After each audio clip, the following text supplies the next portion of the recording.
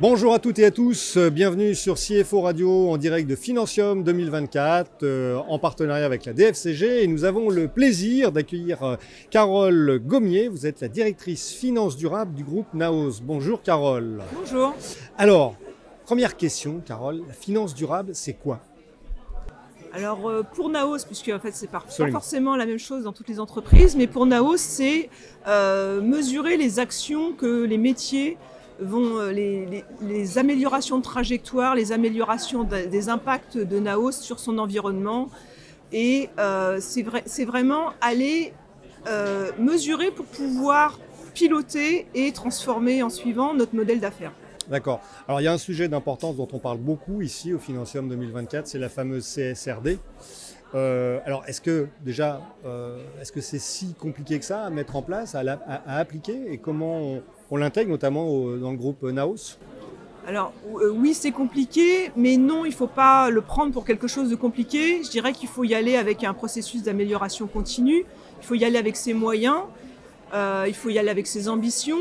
Ça va dépendre aussi beaucoup de si la gouvernance est embarquée, si elle prend ça comme un nouveau reporting lambda ou si elle le prend comme un outil de modélisation et de mesure de la performance globale de l'entreprise. Si on vient allier tout ce qui est environnement et social à la dimension financière de l'entreprise. D'accord. Et dans le groupe Naos, concrètement, vous l'avez mise en place comment Alors on a commencé par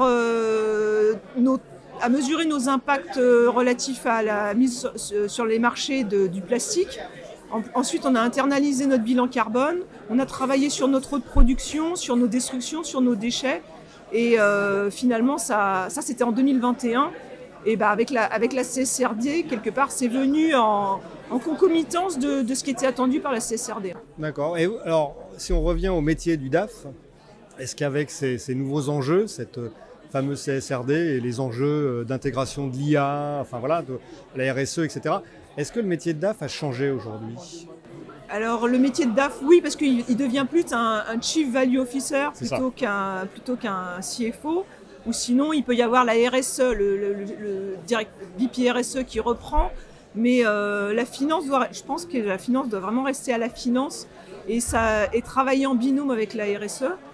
Et oui, effectivement, le métier de contrôleur de gestion, de comptable va devoir évoluer puisqu'on va partir de l'euro, faire évoluer ces métiers-là vers des contrôleurs de gestion environnementaux pour aller en faire de la trajectoire carbone, de la trajectoire plastique, de la trajectoire réduction des déchets.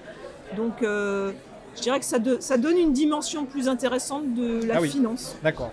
Et alors, vous en parliez à l'instant, vous parliez d'un binôme avec la RSE.